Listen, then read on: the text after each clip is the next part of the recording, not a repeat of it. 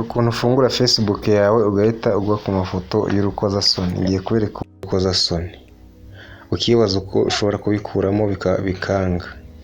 Niba ubwo buryo utari ubuzi, ngiye kukwereka uburyo ushobora kuba wabihagarika, hanyuma igihe ufunguye WhatsApp yawe ikaza imeze neza, amavideo ukeneye ukaza kuyabona, cyangwa se amafoto ukeneye ukaza kuyabona, ariko atari amafoto y'urukozasoni. Niba ari ubwa mbere ugeze kuri iyi channel, nguhaye ikaze. Kanda subscribe, ufungure inzogera hatazagira video n'imwe igucika. Mbanje no kubifuriza umwaka mushya muhire w'ibihumbi 2025. Abo twabanye muri uyu mwaka w'ibihumbi 2024 mwarakoze cyane, kandi nizeye ko tugiye gukomezanya muri uyu mwaka tugiye gutangirana. Nguhaye ikaze rero. Niba utarakanda subscribe, umenya yuko wacitswe ibyinshi. So uraza hano kuri Facebook yawe nk'ibisanzwe, murabona ko turi kuri Facebook, niho turi. Murabona ko twageze kuri Facebook. Ngiye kubereka izo features ushobora gufunga, hanyuma amafoto y'urukozasoni ntuzongere kuba wayabona. Ese uribaza byagenze bitereka turebere hamwe uko dushobora kuba twafunga ntituzongere kubona ibyo bintu. Urakanda hari utudomo dutatu rero, hanze ntubereke. Ndasubira inyuma ho gatoya. Guys, niba utarakanda subscribe, umenya yuko hari byinshi ugikeneye kuba wamenya. Mbongo ikaze. Nshimira umuntu wambaye kino kibazo uko wabihagarika. Yizere ko iyi video aho uri buze kuyibona. So guys, nk'ibisanzwe rero urabanza ujye kuri Facebook yawe, ukande hano haragura utudomo dutatu, kanze mabereke gato, kanze mabereke seko bitazara. Muri hangana gatoya, connection zibazanze.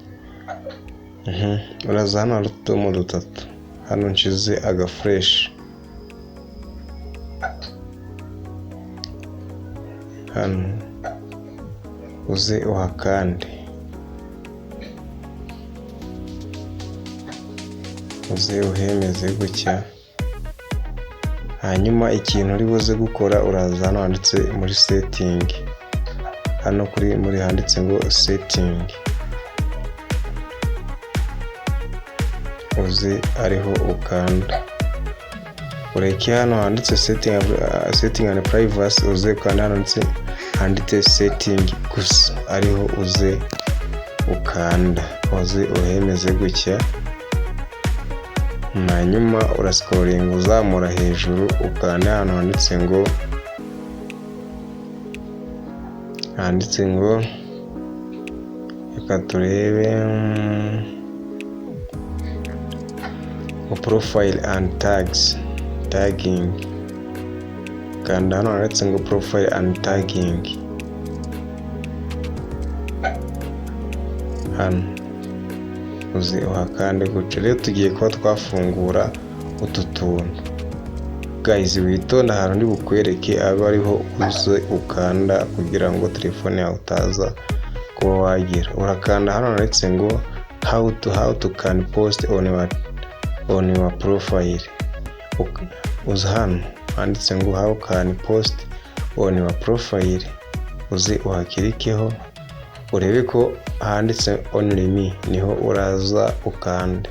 Nusanga handitse friend, uhakure ukande hano handitse ngo only me. Hano nizere ko tugiye kujyana akantu ku kandi.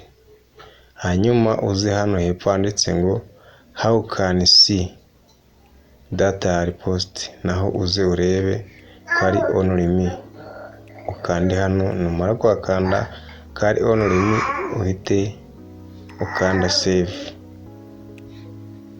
saving. guys, nizere ko aho tugeze aho ko turimo kujyanira na kantu ku kandi. Hano handitse ngo only me, aha ngaha nshize agafresh wemeze. Hanyuma urabona hano hantu handitse ngo hano ari akantu k'ubururu, ni usanga gafunze ugafungure kabe ubururu. How allow others share the post is the territories, uze ugafungure.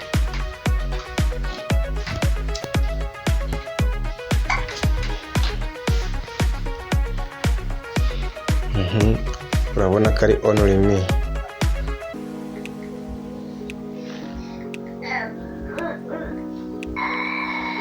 Noneho utu tuntu twose nashaka kugira ngo tudufungure. Hano handitse ngo review tags, review tag post, how do you, anze hano hose urabona ko handitse only me. Ariho ugende ukanda ushyire only me ku buryo umuntu azajya agutaginga, aba ari weho uba mwemerera kuba yagutaginga byakugeraho. Murabona ko hose nagiye nshyiraho only me, ndagira ngo biborohere.